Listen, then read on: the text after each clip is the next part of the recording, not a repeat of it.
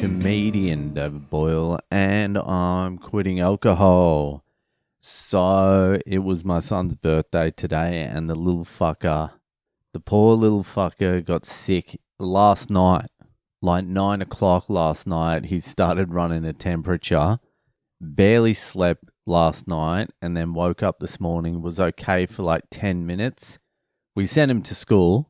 He wanted to celebrate with his friends at school, and then by 2 o'clock he was sent home sick. And then fucking couldn't eat any dessert, couldn't eat at the dinner we had for him. It was a wash. It was a complete wash.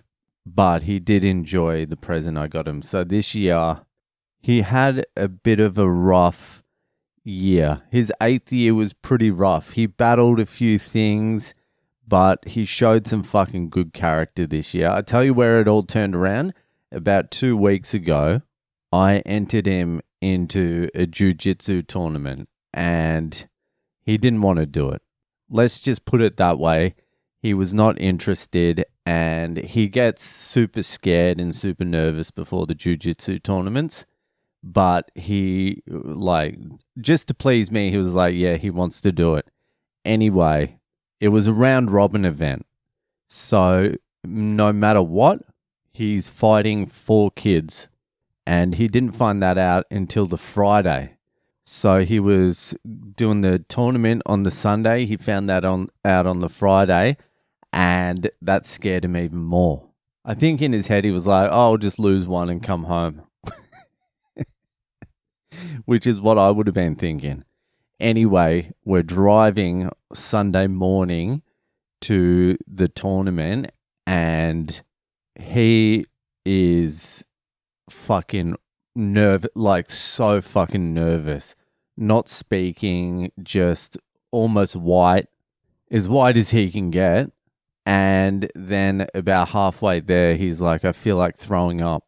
And we're just like, it's okay. It's going to be okay. We get to the tournament, and just before he hops out of the car, he vomits everywhere. Huge vomit in the car, outside the car. It's everywhere. He's so nervous he's thrown up. And I'm like, oh, fuck. Oh, my God. And obviously, as a father, I'm like, am I pushing him too hard? Like, is this child abuse? And my wife hopped out of the car with him to sign him in. I went and parked the car. And all I could think in my head was, he's going to make some excuse now. I can't do it. I'm sick. He's going to try and chicken out of this. Anyway, we get to the tournament. He signs in, and I speak to my wife. I'm like, what did he say when you walked in? She's like, he wants to do it. And I'm like, really? And she's like, yeah. I was like, how are you feeling? Do you still want to do this? And he's like, do you think I can still do it, Mama? And she's like, do you? And he's like, I want to do it. So he didn't even make any excuses, even though he was so fucking nervous that he threw up. He didn't make any excuses, didn't try and bail out, push through, get to the first fight. And he's like, so, you can see it. He's so fucking nervous. He's just insanely nervous. He wrestles this kid.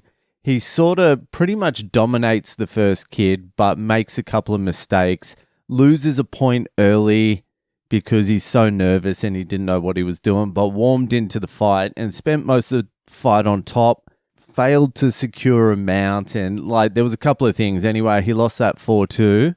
And at the end of it, you could see he was about to burst into tears, and I just told him to calm down. I'm like, you did good. It was all sweet. Don't worry about it. And he sort of swallowed his tears and pushed through. And then he was like, all right, that wasn't the end of the world. Then we get on to the second fight. It was against a girl, but she was bigger than him, and she knew her shit. She was fucking submitting everyone.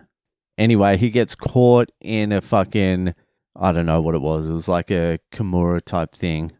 And it gets called in like 30 seconds. And he's shot. He doesn't even know what's going on. He didn't know what he got caught in. I didn't know. Anyway, lost that one. But now he's like starting to get pissed. He's like, fucking what happened there? I don't know what happened. I wanted to win that one. And I'm like, all right, just calm down. And now he's starting to get a little bit of confidence. Now he's like, all right, who's the next guy I'm wrestling? Next guy he wrestles, pretty big kid, looks kind of tough. My son trounces this kid. And I'm like, all right, he's starting to fucking build himself up here.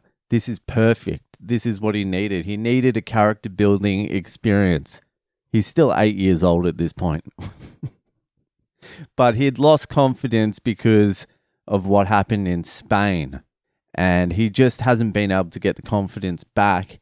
And this seemed like the turning point. This was the turning point. Because he's been playing shit soccer since he got back from Spain. But he's been working super hard. Like doing all the trainings, doing extra work, doing everything. But he just hasn't been able to get over the mental side of it. Anyway, trounces this kid. Then it's the fourth match, the final match. And this kid is like, he's one of those scary looking kids. His dad is with him and his dad's a complete roided out psycho. And I'm like, even I'm a little bit scared of this kid. And my son's like, all right, let's go. He's like, this kid is a hard kid. Let's fucking go. Anyway, my son goes in, fucking dominates this kid until 12 seconds to go. My son was just about to fucking win and this guy slips on a fucking arm bar.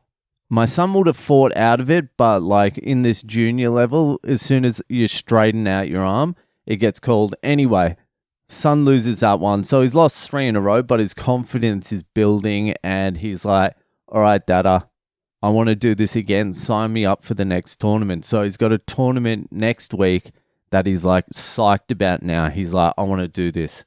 I'm in. So he turned the corner on that. And that was just pure fucking, he just fought through it.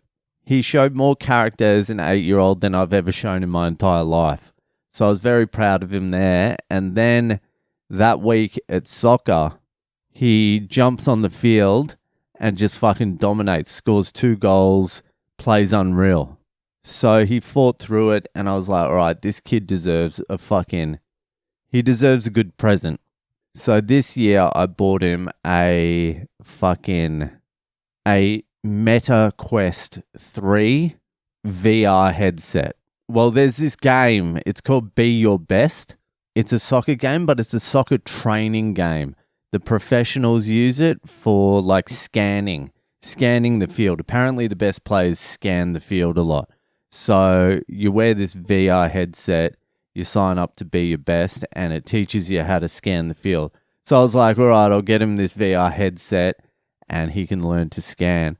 So I got it and I gave it to him for his birthday today and he was fucking over the moon. And then I put on the VR headset just to see what's going on. And this MetaQuest 3 is out of fucking control. It's so fucking good that every time my son's away now, I'm going to play it. Because like it's insane how good this thing is. I didn't realize the technology had got this good. I don't know why more people aren't talking about it, but you're fully immersed in it. It's incredible. And not only that, it has a camera on the front.